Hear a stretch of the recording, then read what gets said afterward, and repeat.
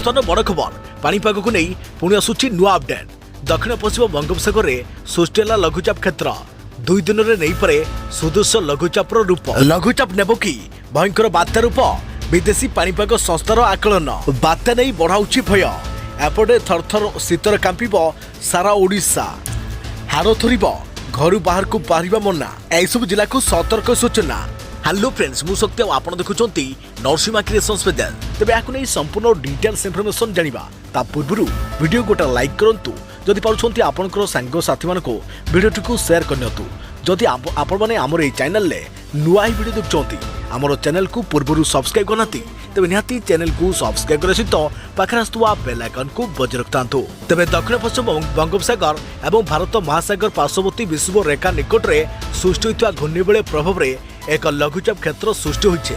समुद्र पतन ठारू 7.6 किलोमीटर पर्यंत व्यापी रही घूर्णिबलय।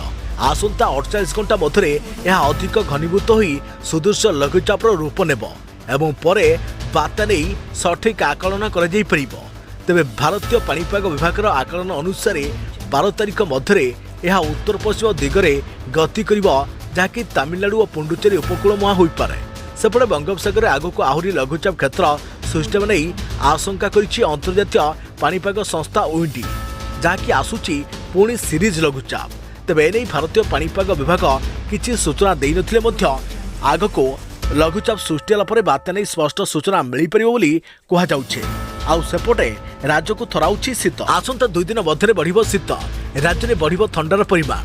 आसंता 12 तारिख पर रातिर पारद खसिबा सहित शीत बढ़िबो। राज्य में पारद 2 ରୁ 3 डिग्री खसी पारे बोली पूर्वानुमान कर जायछि। एथलागि भुवनेश्वर आंचलिक पाणीपाग केन्द्र पक्षरु एक विवरणी जारी कर जायछि। तबे किछि दिन हेबो भुवनेश्वर कटक समेत उपकूल एवं अभ्यंतरीण जिले में थंडार परिमाण बढ़िछे। तबे विशेषकर कोरापुट और कंधमाल में अधिक थंडा अनुभूत हेउछे। पाणीपाग विभाग नवेम्बर 14 तारिख जाए राज्यर अधिकांश स्थान में पाग शुष्क रहिबा नै सूचना मिलिछे। तबे गतकाली राति सिमिलीगुड़ा राज्यर सबुठारु ठंडा सहर थिबा कोरापुट जिला सिमिलीगुड़ा रे तापमात्रा 12.8 डिग्री रेकर्ड होइता बेले कंधमाल जिला जी उदयगिरी रे 13.4 डिग्री, कोरापुट रे 14 डिग्री एवं दारिंगबाड़ी रे 14.5 डिग्री रेकर्ड कर जाइछे। तबे गतकाली राजधानी भुवनेश्वर सर्वाधिक तापमात्रा 31.6 डिग्री रेकर्ड कर जाइथा बेले सर्वनिम्न 21.9 डिग्री रहिथिला। तबे आज राज्यर केतक स्थान में घन कुहुड़ी देखा मिलिथिला। अनुगुल, कलाहांडी, बलांगीर और गजपति जिले में मध्यम धरणर कुहुड़ी देखा मिलिथिला।